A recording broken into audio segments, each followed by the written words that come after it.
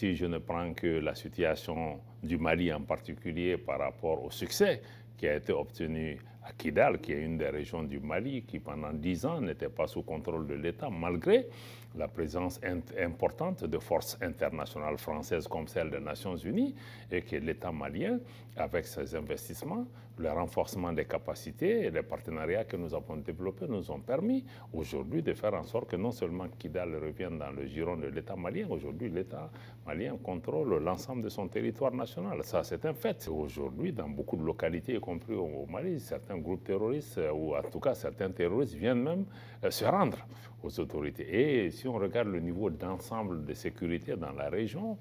au Mali, par exemple, dans la région de Mopti, il y a 2 ans ou un peu moins, il y avait des massacres intercommunautaires, des gens mouraient par centaines. Je pense que toutes ces situations sont aujourd'hui derrière nous. Je ne pense pas qu'on avait besoin d'arriver à un consensus, mais à la fin,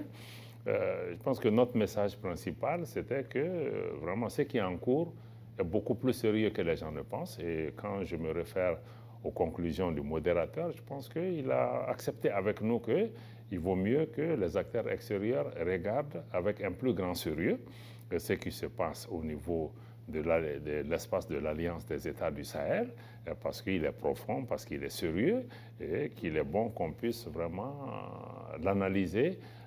avec objectivité, parce que c'est une nouvelle donne géopolitique, voilà, qui redessine les cartes dans la région, qu'on l'aime ou qu'on ne l'aime pas.